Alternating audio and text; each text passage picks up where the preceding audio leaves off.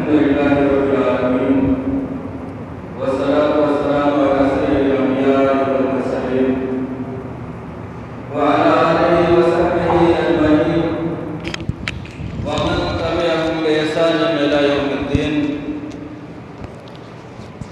फ़अऊज़ु बिल्लाहि मिनश शैतानिर रजीम। बिस्मिल्लाहिर रहमानिर रहीम।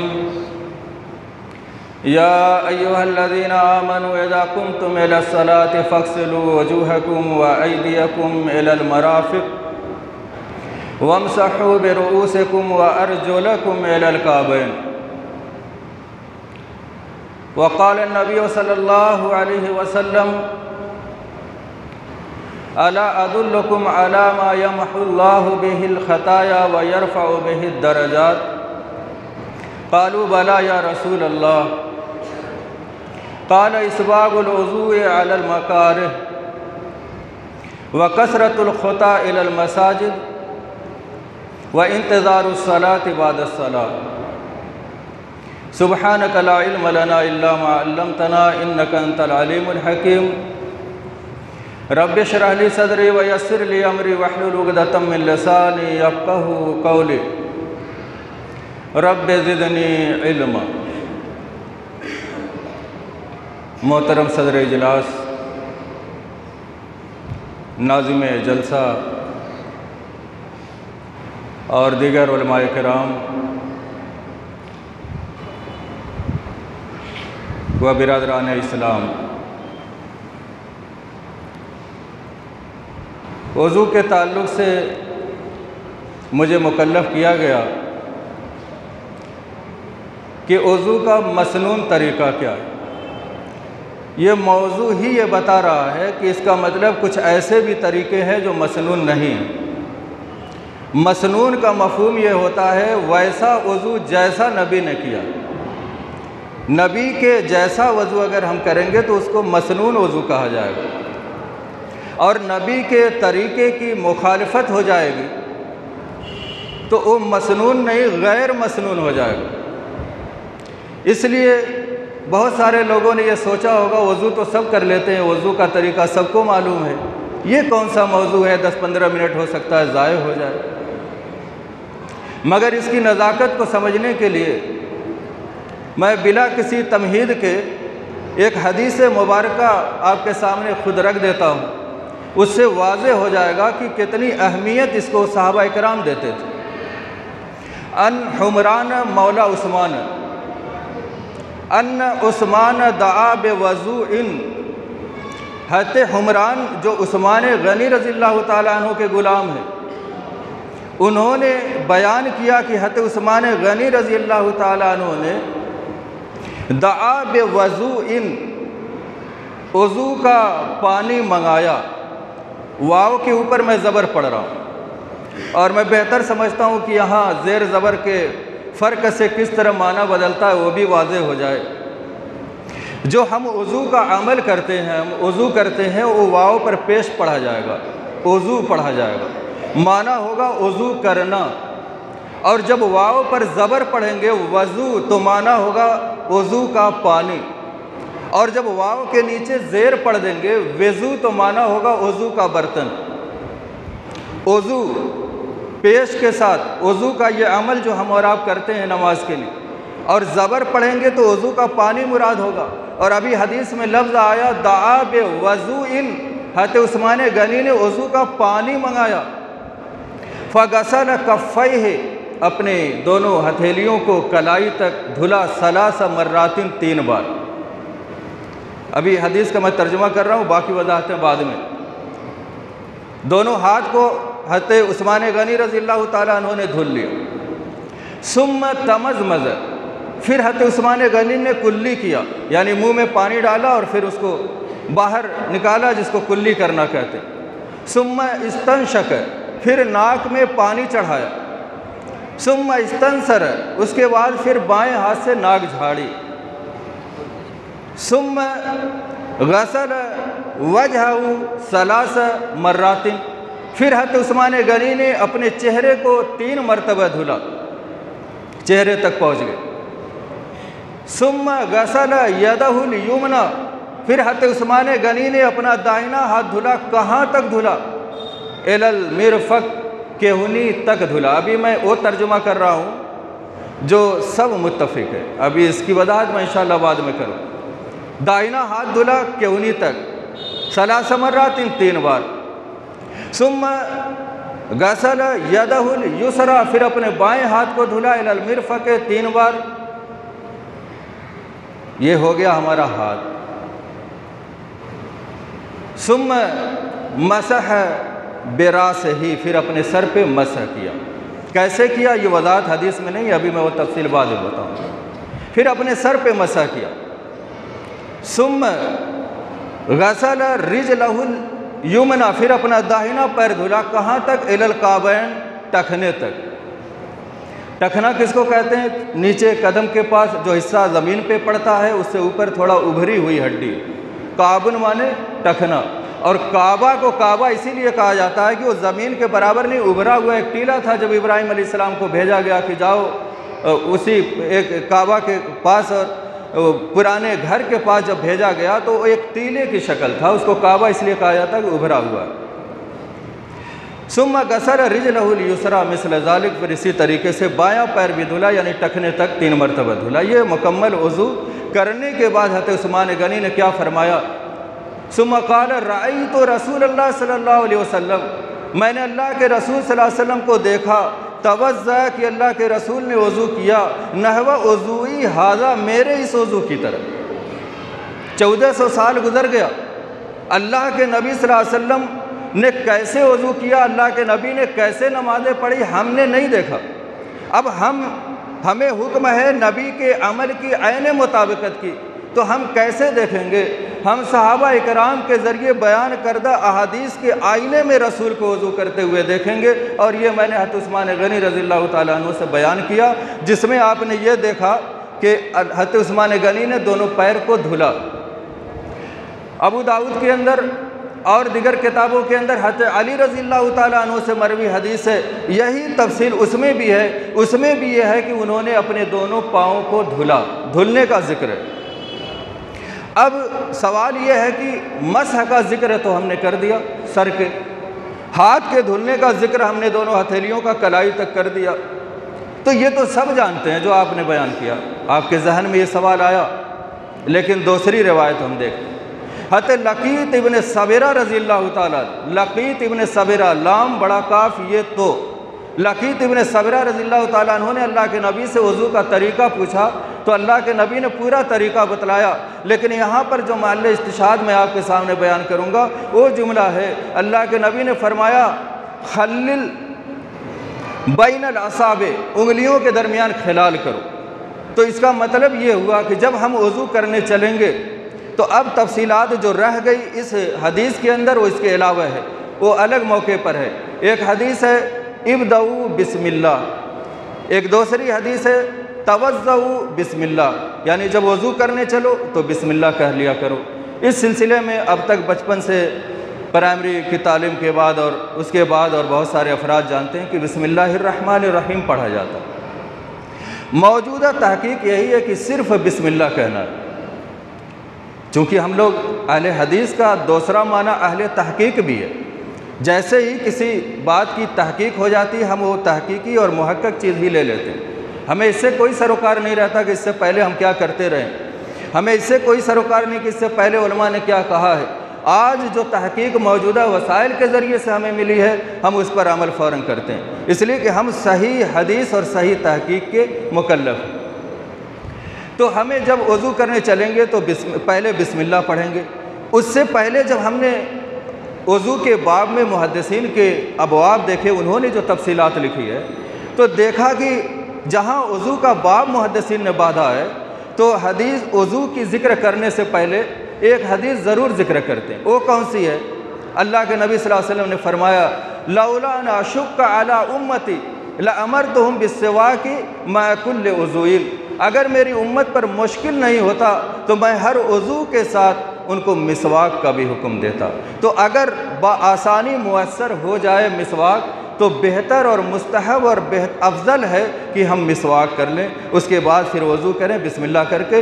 अब दो हाथ है, एक दायां है एक बायां है, किधर से शुरू करना है। इससे पहले इन्नमल आमालु बिन्नियात के ज़रिए से उमूमन हर फर्द जानता है कि किसी भी इबादत का काम शुरू करने से पहले नीयत की जाती है, और जब इंसान वज़ू करने चलेगा तो दिल में ख्याल आएगा, इसी दिल के इरादे को नीयत कहते हैं। ज़ुबान से नहीं कहा जाएगा कि मैं जा रहा हूँ वज़ू करने ज़ुहर के लिए, मैं जा रहा हूँ वज़ू करने असर के लिए। ये ज़बान से कहने का कोई एतबार नहीं, इसलिए कि इसकी कोई सनद नहीं है, इसकी कोई हदीस नहीं।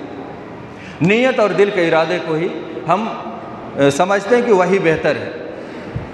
अल्लाह के नबी ने फरमाया इज़ा तवज़्ज़अतुम, जब तुम वज़ू करने चलो, फ़ब्दऊ बिमयामिनिकुम, तो अपने दाहिने से इब्तिदा करो। तो हम पहले दाहिने हाथ की हथेली धुलेंगे कलाई तक, फिर उसके बाद बाएं हाथ की हथेली धुलेंगे कलाई तक। उसके बाद हमें क्या करना है, मैंने बतलाया लकीत इब्न सबरा की रिवायत, अल्लाह के नबी ने फरमाया खल्लिल बैनल असाबे, अपनी उंगलियों के दरमियान खिलाल कर लिया करो। खुसूसन अभी जो मौसम तब्दील हुआ है, गर्मी और ठंडी दोनों मौसमों के एतबार से इंसान के जिस्म की जो खाल है और जो चमड़ा है, इसकी कैफियत बदलती रहती है। गर्मियों में पानी ज़रा सा डालो वो फैल जाता है, और ठंडी जैसे ही शुरू होती है जिल्द सिमटने लगती है, पानी डालो तो कई कई जगह खुश्की रह जाती है। और वज़ू का मसला इतना नाजुक है कि जो आज़ा धुले जाते हैं, अगर ज़र्रा बराबर भी कहीं सूखा रह गया तो वज़ू नहीं होगा, और जब वज़ू नहीं होगा तो फिर नमाज नहीं होगी, और जब नमाज नहीं होगी तो फिर नमाज ही इस्लाम की रूह है, और फिर नमाज ही हमारी जब बेकार हो जाएगी, मुंह पे मार दी जाएगी, तो फिर आखिरत में मुंह की खानी पड़ेगी। इसलिए वज़ू के अंदर बहुत ज़्यादा एहतमाम किया जाना चाहिए। इसीलिए हज़रत उस्मान गनी ने लोगों के सामने वज़ू जो किया तो इसलिए नहीं किया था कि उनको नमाज़ पढ़ना था, लोगों को सिखलाने के लिए बनाया था, वज़ू किया था। और कैसे वज़ू करना है, अल्लाह के नबी कैसे वज़ू करते थे, तो जब हम हाथ धुलेंगे तो याद रहे उसमें खिलाल करना है। और वज़ू खानों पे हम देखते हैं कि खिलाल करने का एहतमाम बहुत कम लोग करते हैं, हाथ धुलते हैं, मुँह में पानी डालते हैं, कुल्ली करते हैं और खिलाल नहीं करते। तो यह खिलाल करना भी सुन्नत है उंगलियों के दरमियान। उसके बाद मुँह में पानी डालना है, फिर नाक में डालना है, इसलिए कि रिवायत में आया कि सुम्मा तमज़मज़ वस्तनशक वस्तनसर। इस सिलसिले में जो बुखारी मुस्लिम की रिवायत है, जब पानी मुंह में डालेंगे, मैं यहाँ पर थोड़ा सा तवज्जो चाहूँगा, चूँकि हमारे यहाँ जो तरीका राइज है वो ये है कि पानी मुंह में कुल्ली करने के लिए अलग लेते हैं, और नाक में जो पानी डालते हैं वो अलग नया पानी लेते हैं। ऐसा ही है, ज़्यादातर लोग ऐसे ही करते हैं। मगर जो बुखारी और मुस्लिम की रिवायत है उसमें यह है कि चुल्लू में पानी लिया तो आधा मुंह में डाला और आधा नाक में डाला। इस तरीके से 3 बार किया गया, यानी एक ही चुल्लू पानी जो लेंगे 3 बार अलग अलग, तो आधा मुंह में आधा नाक में डालना, ये अफजल तरीका है। मगर मुंह के लिए अलग पानी लेना, नाक के लिए अलग लेना, ये भी जायज़ है लेकिन अफजल नहीं है। और याद रहे, मसलके अहले हदीस की लड़ाई दूसरों से जायज़ नाजायज़ की नहीं है, बल्कि अफजल मफजूल की लड़ाई है। हमारी खसूसियत यह है कि हम अफजल को लेते हैं, मफजूल को नहीं लेते। इसलिए अफजल तरीका यही कि एक ही पानी से मुंह में पानी लिया जाए और फिर नाक में पानी डाला जाए, और फिर जब नाक झाड़ना हो तो बायां हाथ इस्तेमाल किया जाए। ऐसा ना हो कि आप कहेंगे ये तो सब जानते, और फ़ौरन जो है कि वो बेख्याली में दाहिने हाथ से कर जाए, तो ये अदब के ख़िलाफ़ होगा, गुनाहगारी नहीं होगी, अदब के ख़िलाफ़ होगा। आदाब वज़ू में से ये है कि अल्लाह के नबी सल्लल्लाहु अलैहि वसल्लम हर मजद व शर्फ वाला काम दाहिने हाथ से करते थे। बुज़ुर्गी का काम, मजद व शर्फ का काम, बेहतर काम दाहिने हाथ से करते थे, और जितना लोकल काम था, 3rd क्लास काम होता था, उसको बाएं हाथ से करते थे। लिहाजा बाएं हाथ से नाक को झाड़ा जाएगा। ये हो गया फ़र्क जो हमारे दरमियान खिलाल का एक माहौल नहीं है, वो समझने सुन्नत है। मुंह में पानी डालने के लिए अफजल तरीका यह कि पानी आधा मुंह में आधा नाक में डाला जाए, अलग अलग से न लिया जाए। ले लिया कोई तो वो भी जायज़ है। उसके बाद चेहरे को हम धुलते हैं तो सर का बाल जहाँ से उगता है, यहाँ से लेकर ठुड्डी तक ये चेहरा है। अब चेहरे को हम धुलेंगे जब, तो ठुड्डी तक पानी को धुल लेंगे। उसके बाद मसला है कानन नबी सल्लल्लाहु अलैहि वसल्लम युखल्लिलु लिह्यतहु, अल्लाह के नबी सल्लल्लाहु अलैहि वसल्लम अपनी दाढ़ी में खिलाल करते थे। तो फिर 3 बार चेहरा धुलने के बाद अलग से एक चुल्लू पानी लेकर के उसको दाढ़ी के नीचे डालेंगे, और फिर उसको उंगलियों से खिलाल करके जड़ों तक पहुंचाया जाएगा। ये खिलाल करना सुन्नत है। अब अंगूठी के बारे में आया कि अगर किसी ने अंगूठी पहनी है तो हाथ धुल रहा है तो घुमा ले या निकाल ले, मगर दाढ़ी के बारे में नहीं आया है कि दाढ़ी के बारे में तो यह है कि दाढ़ी हर बालिग इंसान जब आने लगे दाढ़ी तो उसको रखना ही रखना है, मगर हमारे यहाँ जिनके पास दाढ़ी नहीं है वो खिलाल की सुन्नत से महरूम। और ये बहुत बड़ा अलमिया है। उलमा ने लिखा है कि इस वक्त का सबसे बड़ा अलमिया ये है कि औरतों पर पर्दा और मर्दों पर दाढ़ी बोझ बन चुकी। बड़ा इबरतनाक ये जुमला है कि मर्दों पर दाढ़ी और औरतों पर पर्दा ये बोझ बन चुका है। तो हज़रात गिरामी ये मौजू नहीं है, बस एक इशारा कर दिया कि दाढ़ी का खिलाल करना है, और जब दाढ़ी नहीं होगी तो खिलाल वाली सुन्नत से हमेशा महरूम रहेंगे। बस फजीलत आप समझ लीजिए। तो ये चीज़ है, जो लोग दाढ़ी अल्हम्दुलिल्लाह अल्लाह ने तौफीक दी है, अल्लाह उन्हें साबित कदम रखे, और जिन्होंने अब तक अपना एहतिसाब नहीं किया है अल्लाह उनको तौफीक दे कि इस अज़ीम सुन्नत को अपनाएं। उसके बाद चेहरे तक हम पहुँच गए। अब हाथ को जब धुलेंगे तो दाहिने हाथ को धुलेंगे। इलल मिरफक वाली बात पर मैंने कहा था केहुनी तक, ये तर्जुमा हो गया इला माने तक जो जमात उला के बच्चे पढ़े हुए। लेकिन जो लोग इल्मी बहस जानते हैं और जो लोग साहिब मुताला हैं वो जानते हैं कि इला जो है कभी कभी ये इसका तर्जुमा समेत किया जाए तो बेहतर है कि अपने हाथों को धुलो केहुनियों समेत, तो ये ज़्यादा बेहतर तर्जुमा होगा। और एला का लफ्ज़ी तर्जुमा यही होगा केहुनी तक धुलो, लेकिन केहुनियों समेत कर दिया जाए तो सारे इख्तिलाफी मसाइल बयान ही करना नहीं पड़ेगा, मुख्तसर सा वक्त है। तो हम जब हाथ को धुलेंगे तो केहुनी तक हमारे बहुत सारे भाई जो तकलीद के दलदल में फंसे हुए हैं वो केहुनी तक ही धुलते हैं और उनकी केहुनी सूखी ही रहती है। मगर हकीकत यह है कि केहुनी समेत धुलना है, और कुछ आज़ा ऊपर बाजू के भी धुलने में आ जाए, इसलिए कि अल्लाह के नबी ने फरमाया है मोमिन का जेवर जन्नत में उनके बाजुओं तक पहुँचेगा। यहाँ जेवर हराम है, वहाँ जेवर आपको पहनने के लिए मिलेगा मर्दों को, तो वो कहाँ तक, जहाँ तक आप वज़ू में धुलते हैं। और सहाबा किराम इन हदीसों को सुनने के बाद अपने बाजुओं तक, कंधों तक अपने हाथों को धुला करते। तो अब ये मसला हो गया कि जब हम हाथ को धुलें तो ये ख्याल करें कि केहुनी समेत धुलना है, तभी हम ख्याल कर पाएंगे कि केहुनी सूखी है कि नहीं। इसलिए कि कभी आप किसी को वज़ू करने के बाद सूखा हुआ पाएंगे तो इस हिस्से पे नहीं पाएंगे, जब भी पाएंगे तो ये जहाँ से फोल्ड होता है इसी केहुनी पे सूखा पाएंगे। इसलिए केहुनी समेत हमें अपने हाथों को धुलना है। उसके बाद सर का मसह करना है। सर का मसह हमें कैसे करना है ये इस हदीस में वजाहत नहीं थी। जो आयत करीमा मैंने पढ़ा, इज़ा कुंतुम इला सलात फ़ग़सिलू वजूहकुम, जब तुम नमाज का इरादा करो तो अपने चेहरे को धुल लो और अपने हाथों को धुल लो केहुनियों समेत, और अपने सर का मसह कर लो। यहाँ भी सर के मसह का हुक्म है, लेकिन कैसे मसह करना ये हुक्म यहाँ पर वजाहत नहीं। तो इस सिलसिले में जो अहादीस के अंदर ज़िक्र है वो ये है कि अल्लाह के नबी सल्लल्लाहु अलैहि वसल्लम अपने सर का मसह करते थे तो बदअ बेमक़दम रासिही, और बाज़ लोगों ने बेमुक़द्दम रासिही भी पढ़ा। ये राग बेमक़दम रासी, जैसे बैतुल मुक़द्दस भी पढ़ा जाता है, बैतुल मक़दिस भी पढ़ा जाता है, इसी तरीके से बेमुक़द्दम रासिही या बेमक़दम रासिही अपने सर का अल्लाह के नबी सल्लल्लाहु अलैहि वसल्लम ने मसह किया। तो इब्तिदा यहाँ से की जहाँ से बाल उगता है। अब अगर किसी का बाल आगे का झड़ गया है, और ऐसा होता है फितरतन या उसके एतबार से, तो निशान रह जाता है पेशानी से अलग जो सर को करता है। तो यहाँ से हम अपने हाथ को शुरू करेंगे तो अल्लाह के नबी सल्लल्लाहु अलैहि वसल्लम बदा बेमक़दम रासी अपने सर के अगले हिस्से से शुरू करते थे, हत्ता ज़हबा बेहमा, यहाँ तक कि इन दोनों हाथों को ले गए इला कफ़ाहो, अपनी गुद्दी तक। गुद्दी किसको कहते हैं? आप अपने सर पे हाथ फेरते हुए पीछे जाएंगे तो अचानक एक जगह जा कर के नर्म हिस्सा पड़ेगा। पहले तो हड्डी है, फिर नर्म हिस्सा है। तो जहाँ सख्त हिस्सा ख़त्म होकर नर्म शुरू होता है वही गुद्दी का हिस्सा है। तो हम अपने हाथों को पूरे सर का मसह करना है हमारे नज़दीक। बहुत सारे लोग हैं कहते हैं कि एक बाल छू दो मसह हो जाएगा, कुछ लोग कहते हैं 4 अंगुल रख दो मसह हो जाएगा। ये उनकी फ़िक़ही मौशगाफियाँ हैं। हकीकत ये कि पूरे सर का मसह अल्लाह के नबी करते थे। तो दोनों हाथ को यहाँ से जहाँ से बाल उगता है ले जा कर के गुद्दी तक ले जाएंगे। सुम्मा रद्दहुमा, फिर अल्लाह के नबी वापस पलटाते थे, हत्ता रजा इलल मकानिल लज़ी बदा मिन्हु, जहाँ से शुरू करते थे वहीं वापस ला करके अपने हाथ को रोक लेते थे। कान के मसह का जिक्र न आयत में आया न अभी जो हदीस मैंने पढ़ी उसमें आया। तो अम्र इब्नुल आस रज़ियल्लाहु ताला अन्हु से रिवायत है, वो बयान करते हैं कि अल्लाह के नबी सल्लल्लाहु अलैहि वसल्लम कान का मसह अल उज़नान मिनर रास, ये कान जो है ये सर का हिस्सा है, कान सर का हिस्सा है। तो जब हम सर का मसह करेंगे तो उसी पानी से कान का मसह करेंगे। लेकिन कान का मसह हम जब करेंगे तो कान के मसह का क्या तरीका है? तो अल्लाह के नबी सल्लल्लाहु अलैहि वसल्लम की रिवायत और तरीका इस तरीके से है कि अल्लाह के नबी सल्लल्लाहु अलैहि वसल्लम अदखल इस्बुआहि सब्बाहतैन, अपनी दोनों शहादत वाली उंगलियों को फ़ी उज़ुनैहि, अपने कान के सुराख में डाला। अपनी दोनों शहादत की उंगली को अपने कान के सुराख में डाला। वह मसह है और मसह किया बेइबहामैहि, अपने दोनों अंगूठों से। कहाँ? अला ज़ाहिर उज़नैहि, अपने दोनों कान के ज़ाहिर हिस्से पर।